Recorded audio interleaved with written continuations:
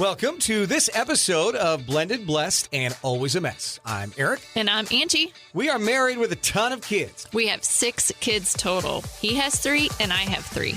My name's Hallie and I love riding horses. I'm Lexi and I love agriculture. My name's Carter and I love eating. My name's Chase and I love lifting weights. My name's Summer and I love spending my parents' money. I'm Dane and I love baseball.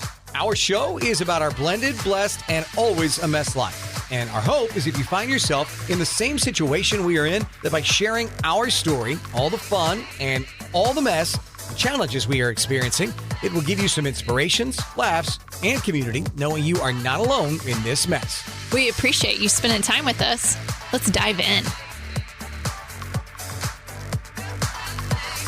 Welcome to this week's episode of Blended, Blessed, and Always a Mess, where I think we should just title it like the third worst traumatic day of our lives, because people love drama, and the most listened to podcasts we have are when we have something awful happen to us. And so many people listen. If we were to have the title, it was like the best day we've ever had, probably like 4 people would listen. But it's why the news is the way it is, right? People want to hear the bad stuff. They don't want to hear the good news all the time. I don't think it's that people love to hear the drama. I think it's something that people can relate to, so it makes them feel normal. As we started to record this, I was like, what's your title? And she's like, I don't have one. I'm like, third worst day ever. That's what we would call it. No, it's not. It's not about that at all. We're just kidding. But we do need a break. Feels like, here we are, time this drops. I think we're basically at 11 months since Hallie passed. It just, between what you heard last week in the wire fraud and, my mom having a stroke this summer and Hallie passing, it's been a bit of a year, right? It's not one of those years that any of us are ever going to look back on and go, man, that was my favorite. We're ready for 2024. Let's get to 2024 and see what happens there. Maybe I shouldn't wish for those things. No, I don't even think that way anymore. I'm just like, all right, what was something that went well today?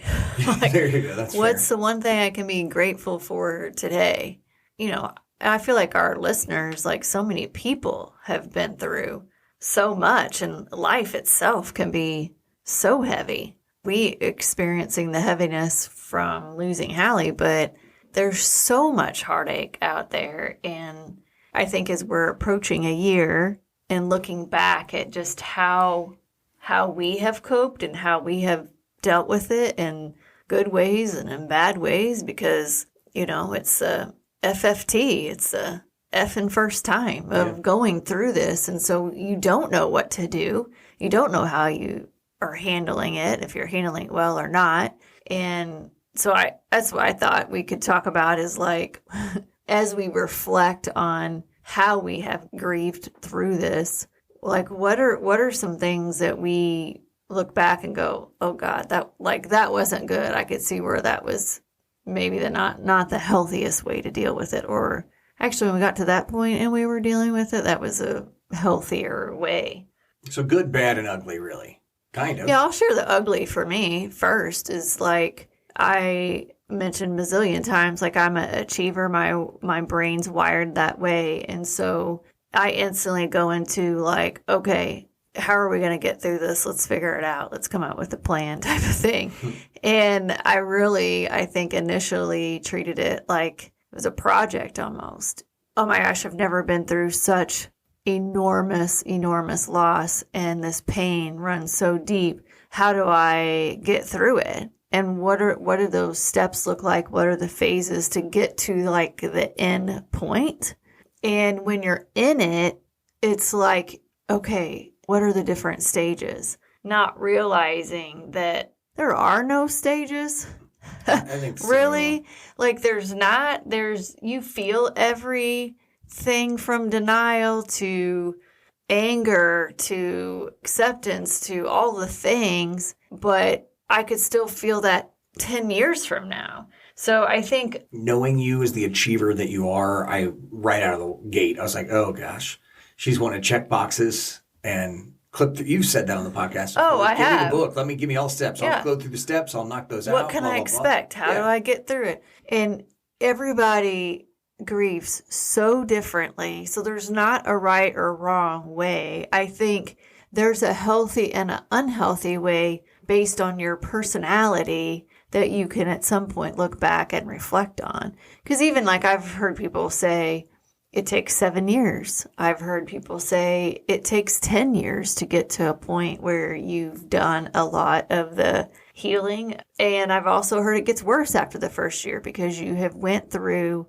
all of the first and that part's all done. And at that point, everybody's gone back to their own lives, and that's when it gets hard. So it's like, it just depends on you as a person. But I think me initially trying to treat it like it's a controllable steps that I'm going to get through was so unhealthy. It's just, that was your personality before too. Like you thought you could control your own destiny. Yeah. So it's like, all right, I'll control the steps. And for all of us, the steps are going to be different. For the kids, they're going to be different. For me, for Angie. And yeah, it's a lot. So yeah, unhealthy, but you've worked through a lot of that, I think. Yeah, at least you're trying to.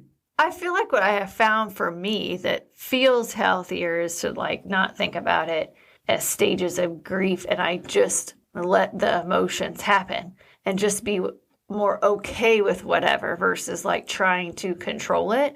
So some days are awful. Like this week, I felt strong all week, and then tonight I'm a mess. Rather than try to like analyze all of it, it's more of, okay, all right, Angie, you're going to struggle, and there's going to be different things that happen that maybe seem minor and then feel like a big deal. I'm going to get freaking teary-eyed.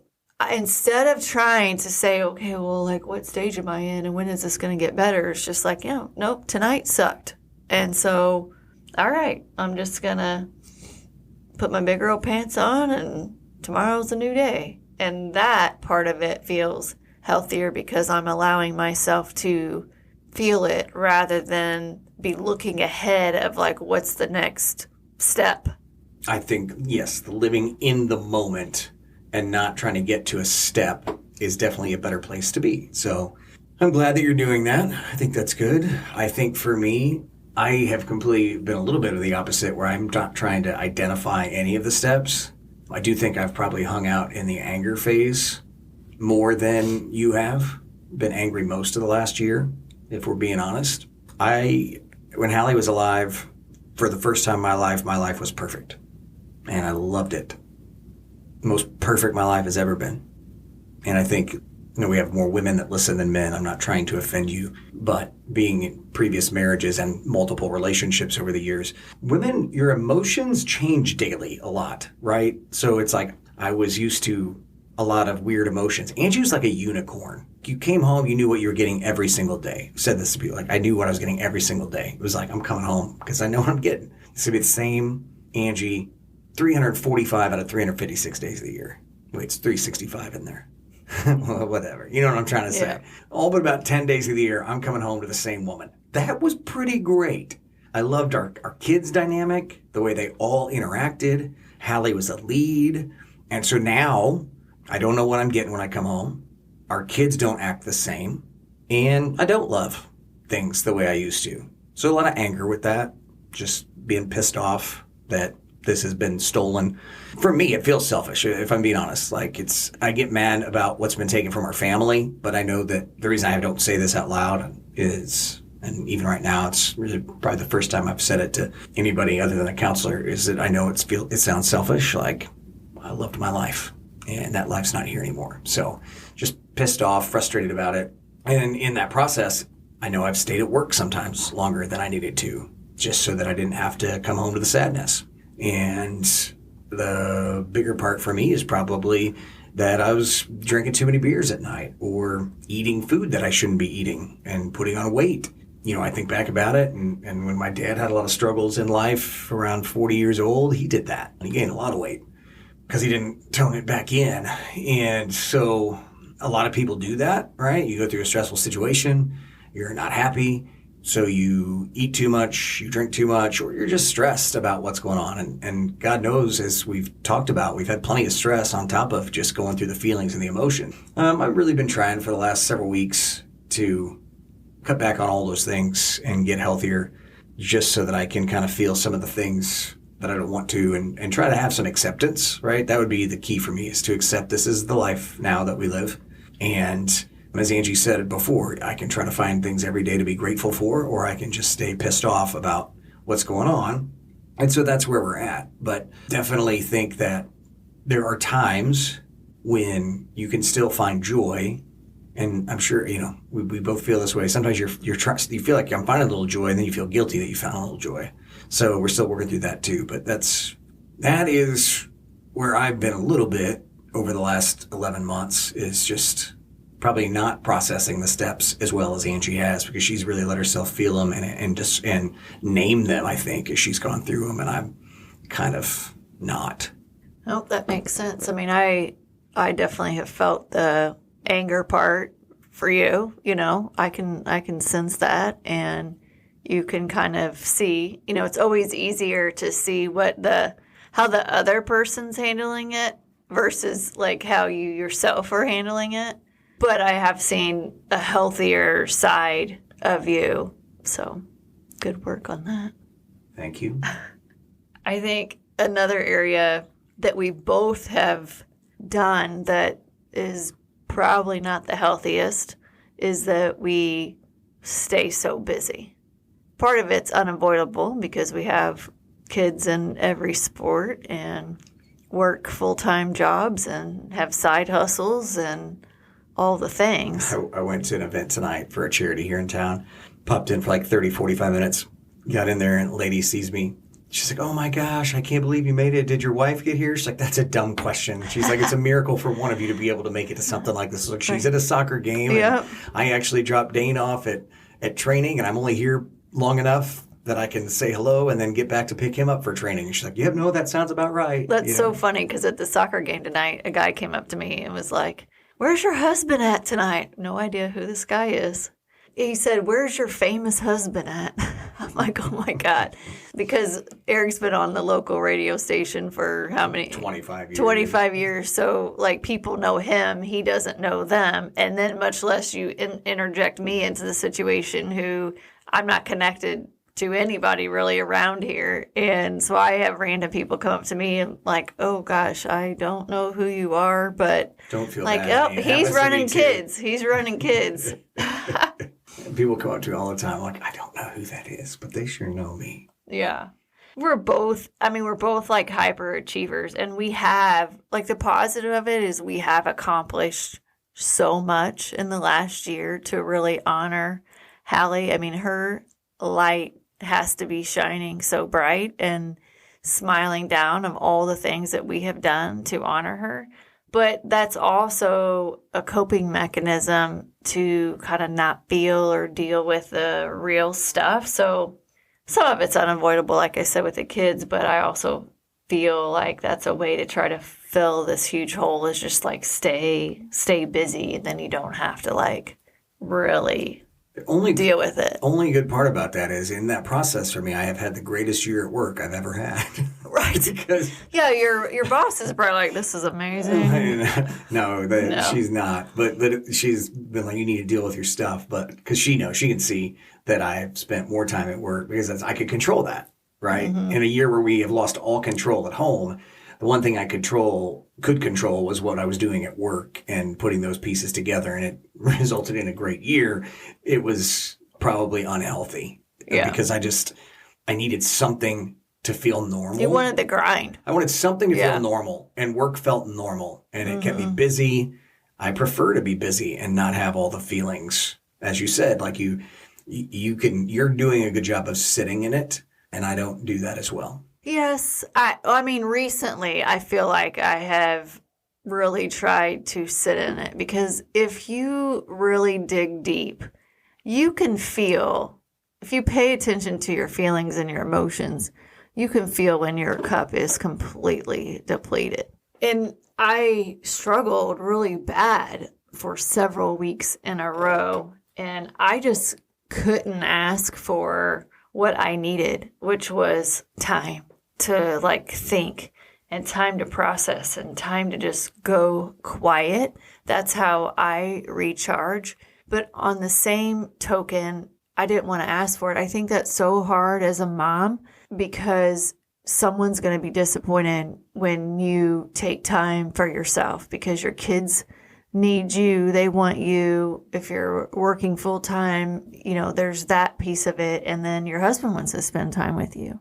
So I was going on a totally empty cup, and nothing was filling it. And I knew what I needed, but just couldn't ask for it. And thank God Aric was like, hey, you know what? I think you need just a weekend to go chill. And then it was like this huge relief of like, whew, I do. I mean, I need that. And I was feeling the pull to just sit in the quiet. And that's so hard to do at home, especially if you're a mom, because there's always stuff to do at home. Like, it's so hard for me to sit down because it's like, well, I should be like organizing that drawer, or that, I need to wash my car, or I need to, what am I going to make for dinner? And there's never this like quietness in your mind unless you can go somewhere, or you go for a long walk, or you go on a hike, whatever, like somewhere to go find that stillness without the guilt. And for me, it's like I almost have to remove myself. Otherwise, I'm going to feel guilty. Summer had soccer tournament. And it's like, so I end up talking to her like, Summer, here's the deal. Like, do you care that we didn't have kids that weekend, that Aric suggested that I take a break? And I felt bad. If I was stayed at our house, I would have went to her games, because it's like, I'm right there. I'm not going to miss it. So like actually taking time to get away where you can just be is so critical. So I think the healthy part of it is like having a partner that can recognize that and allow you that time and space. I think the unhealthy part, and I think a lot of people struggle with this, is being able to say what you really need, because at the end of the day, someone's probably going to be disappointed, and that's hard. But then it's also understanding what you need. I think that's fair, and I'm not good at it either, right? So no, I know you're not. Neither one of us are. No, because I don't want to hurt your feelings. I don't want to be like, hey, I'm feeling this, and you be like, gosh, this is my fault, because that's not what I'm trying to say in those situations, and you're not trying to do that either. Now, for me, it's actually a big deal for me to be able to recognize that and to give you that space, because I do like to be around you. So not easy to just be like, yeah, you should go away for the weekend. So much so to the point where I come flying back, like, I really needed this. Thank you. It's maybe something I should do quarterly. And I texted back, and I meant it in the right, nicest way, but it was through text, like, maybe we just compromise and do like twice a year, or see if there's 3 times. I was like, because quarterly, I'm afraid I would be jealous and not feel good about it. So it's like trying to be honest back in that conversation of, yes, I see where you need it. Maybe there's a compromise on how often it is, sort of thing. Yeah. So I took a solo trip. First time I travel by myself all the time, but first time like I went somewhere for the weekend by myself, and went to Hallie's house. I wasn't sure what to expect of like, gosh, is this going to be an awful weekend where I let out all the emotions, right? And I'm a mess because I'm really, really sitting in it? Or is it going to be different? I didn't put any expectations on what it was going to be. All I wanted was just to find peace and just sit. I didn't cry as much as I thought.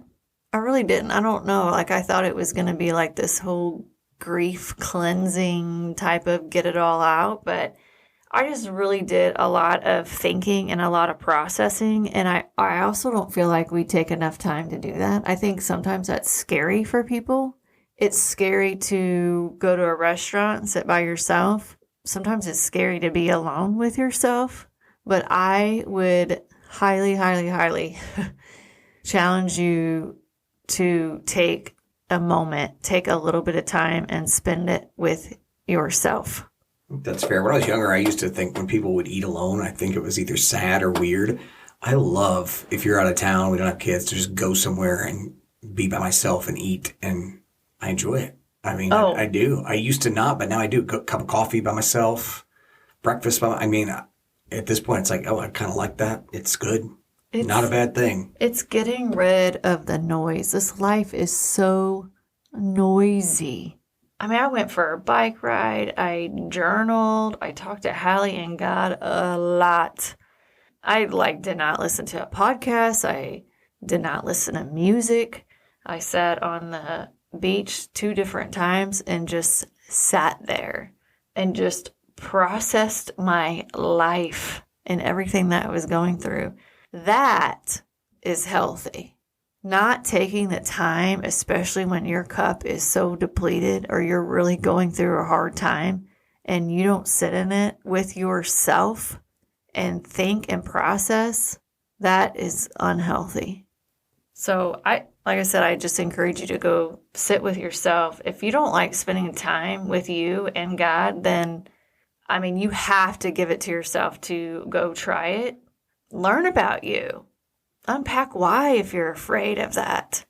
It's usually because you know there's something you don't want to deal with. Yeah. Honestly. It is. I mean, that's why people drink a lot so they don't have to think about it. They numb because they don't have to process it then. They surround themselves with people 24/7 because it's a distraction. Like if you're trying to avoid sitting with yourself, then that should be a red flag of like, boy, what am I really trying to avoid? And you're never going to work through it if you don't sit with yourself and process it. So on a lighter note, one of the things that I've been asking Hallie for is this connection with Laura Lynn Jackson. So I'll talk about this book again because if you haven't read it, you've got to read it. But it's The Signs, The Secret Language of the Universe, written by Laura Lynn Jackson. And it is a phenomenal book if you have lost anyone, that she shares how they are still with you. They are not gone. And it just gives you a completely different perspective on how you can connect with them. I'm like, okay, Hallie, you've got some superpowers. I've seen you use them. So, figure out how you can connect me with her. I want to talk to her. And Saturday, when I was at Hallie's house at my solo weekend, I ran a few errands and got back to the house around 6:30 when it was just starting to get dark. And my mom had called me to check in because she's worried about me traveling by myself, staying by myself, and still protective even though I'm 46 years old. But gorgeous 46 years old. My God. Warned me that I'm fine wine. Oh, God. So I carried in a few groceries and went back out to the car real quick, but I left the front door open and came back in and shut the door.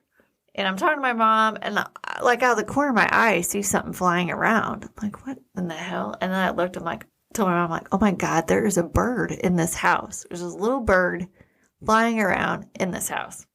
So I'm chatting with her. I'm looking around oh, I could get this bird out of this house. And I had just bought a Swiffer for the house down there.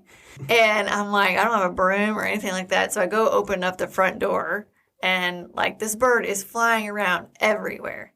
Up the stairs, down the stairs, in front of the front door. I mean, it almost went out 5 times. I'm oh my God, this is so insane. What in the hell? My neighbors probably are wondering, what is wrong with this lady? She's, standing outside her house looking in, opening the door, shutting it. And I go back in, and it lands, and it gets completely flat. And I'm oh my God, that is not a bird. That is a bat in my house. Batman. Yeah. Did you get bit? Do you have rabies? I mean, I might. So then I'm okay. She's foaming at the mouth. Shit is getting real. So I shut all the doors downstairs, and this thing is so bizarre. It would fly somewhere, and it was almost like it would disappear. And then I'd be where did it go? One time it flew down in the grates of the stovetop, and I'm okay, it's down in there somewhere because it gets completely flat and everything's black on that stovetop.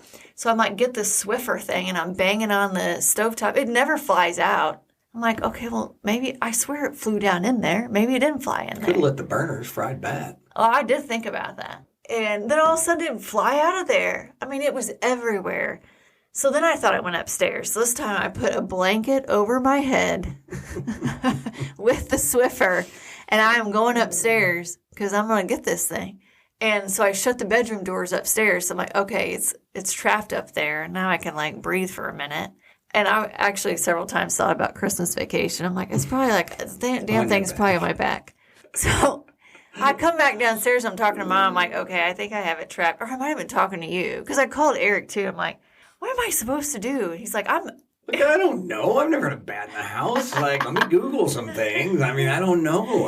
Do we have a net? No. I don't know what we're going to do. Call pest control. Like, I need some help. It's like 9 o'clock on a Saturday night. She's like, call pest control. I'm like, well, one, I don't see a pest control. It's just like bat services, but okay. Oh my gosh, it's crazy. So I thought it was trapped upstairs and then went back downstairs. And it's like it flew out of the pantry. I don't even know where it came from. It's the craziest thing. So finally, I'm like, oh my God, Hallie, get this freaking thing out of this house. So I go and open up the door one more time, and then it finally, like, flew out. So crazy.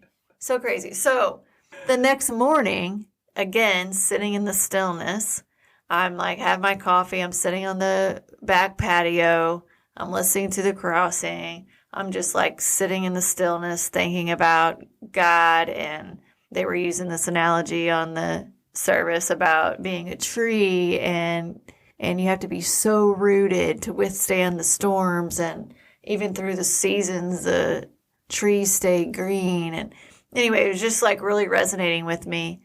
And then I thought, I'm going to post that on my story and I'm going to tag Laura Lynn Jackson because this is such a crazy sign. My friend that I feel like is partly a medium. She's very connected.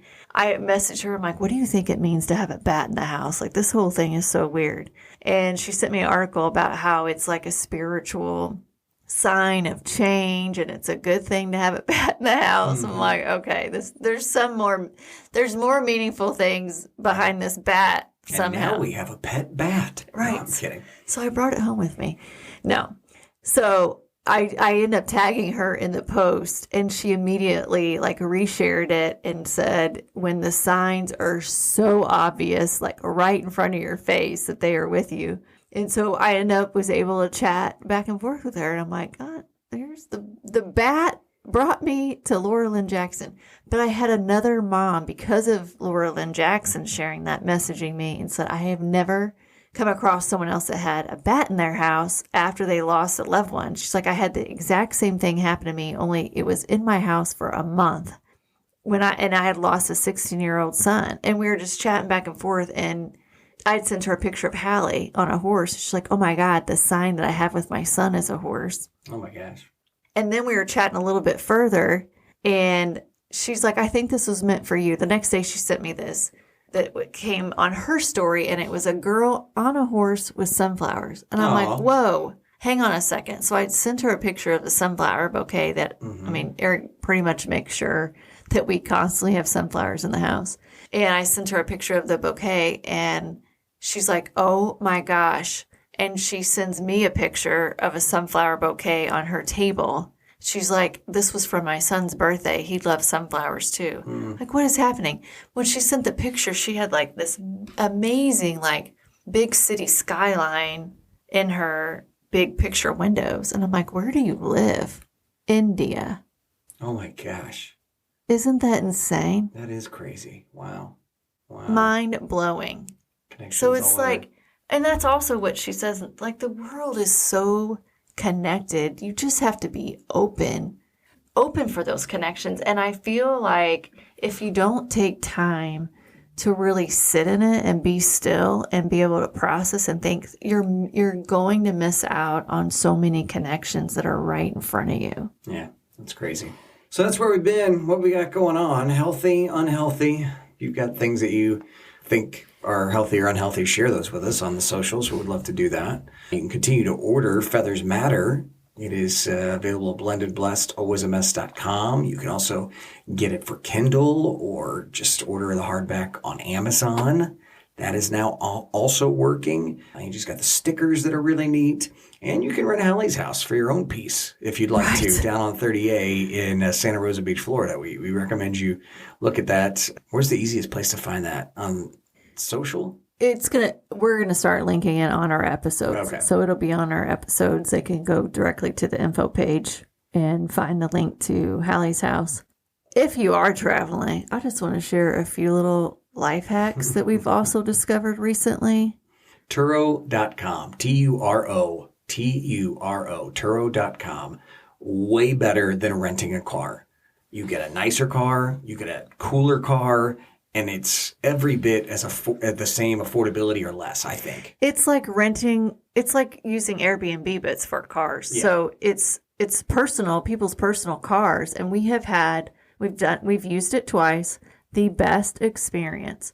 I flew down to Panama City Beach and I had rented this car. Nice car, cheap price. Let me tell you, you can rent, Teslas, BMWs, Mercedes. Carter and I had a Jeep that you take the top down. Yeah, or you can rent a Ford Escort. I don't know. They even make those. Are really cheap. But think about it. We've rented, you got a Mercedes, I got a Jeep with the top down, and it was no more expensive than a crappy sedan from Enterprise. Right. No offense to Enterprise. Yeah, saying. Sorry, Enterprise and Avis. National, whoever. Yeah, we'll just apologize right now, unless you want to sponsor this podcast. But yeah, the Mercedes was like a 2018, kind of like a hatchback. Not sure if it was a car or SUV. It was somewhere in the middle. And it was $66 a day. I mean, that's not that much different. And literally the guy met me outside the airport, gave me the keys of the car, and I drive it back to the airport when I'm done, leave it in short-term parking, walk into the air. It's That's crazy. what I said. You don't have to wait in the line to get your rental, which is awesome. You just walk outside and the car's either been parked there for you or you meet the person. It's great. I loved it. Yeah, try it out. Like search your local air, like where you live, because it's everywhere, just like Airbnb, and see what's available. So life hack, definitely going to continue using Turo. Another one is if you're local to Missouri and listening and you fly out of St. Louis Lambert Airport, I've used Parking Spot 3, but Parking Spot has multiple different lots for a long time. But I haven't used Parking Spot 1. So there's like East and there's 3 and there's 2 and just never used 1. One's the bougie one. All right. Once she said where she was, I was like, oh, well, she's switching. I've done that one. I don't have to wait in this massive parking lot. They just like come directly to me and pick me up. And so if you're flying out of Lambert, maybe you already know this. I don't know. But Parking Spot 1 is the place to use. I knew it. I hadn't told her because I didn't like spending the extra money. I didn't like spending the extra money. It's and like that's $5 more a day. I know. So it could be 15 more. It could be 30, depending on how long we're gone. That was the deal. As soon as she told me, I was like, oh, God. She's making now a I switch. know. She's bougie. She's going to want now that I know. bougie parking spot. It's actually more about time savings because we're so busy that it's a lot quicker to get to my car and get home to you. Yes. Right. Yes. Right. She's funny sometimes, isn't she? She's also cute. use Instacart. Here's the other thing. The one project, sorry, I'm on a roll. The one project I want to do while I was down at Hallie's house is there was 2 pots that have been sitting there for a long time. I'm like, okay, I do want to go buy a plant for each and plant them in those pots. That was my one little thing that I was going to do. And I needed actually potting soil. So I just Instacarted that shit.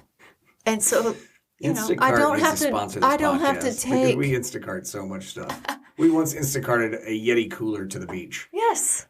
I didn't have to go drive 15, 20 minutes to Lowe's or Walmart or whatever and get potting soil and drive. I mean, it would have wasted an hour and probably 15 minutes of my time.